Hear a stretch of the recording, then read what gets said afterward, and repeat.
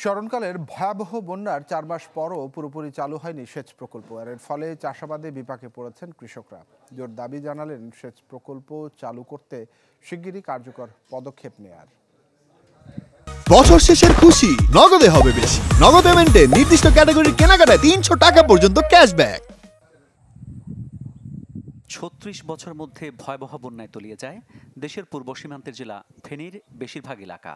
চলছে ক্ষতিগ্রস্তদের ঘুরে দাঁড়ানোর চেষ্টা।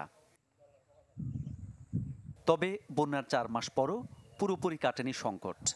রবি মৌসুমের ফসল ফলাতে গিয়েও বিপাকে কৃষকরা।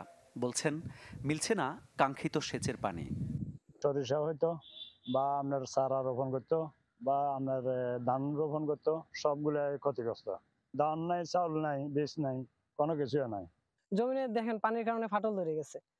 আর এখন যে সময়টা আমাদের ফসলের সময়, এখন মাঠে ফসল থাকতো, তো আমরা পানির কারণে ফসল ফলাইতে পারি নাই।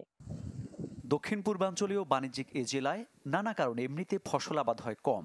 তার উপর সেচের অভাবে উৎপাদনে ব্যাঘাত ঘটলে খাদ্য চাহিদা মেটানো নিয়েই দেখা দিয়েছে শঙ্কা।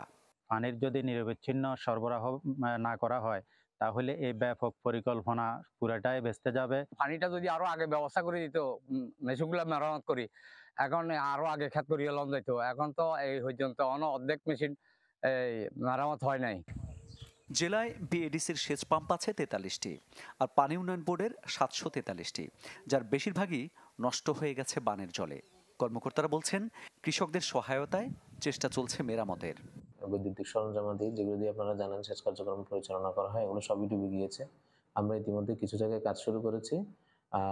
আমরা চেষ্টা করব গত বছর যতগুলো পাম্প চলেছে সেগুলোই এই বছর আবার চালানোর আমরা চেষ্টা করে যাচ্ছি। শুধু ক্ষতিগ্রস্ত সেচ পাম্প মেরামত নয়, বন্ধ থাকা পাম্পগুলো দ্রুত সচলের দাবি জানিয়েছেন কৃষকরা। Desk report, channel 24।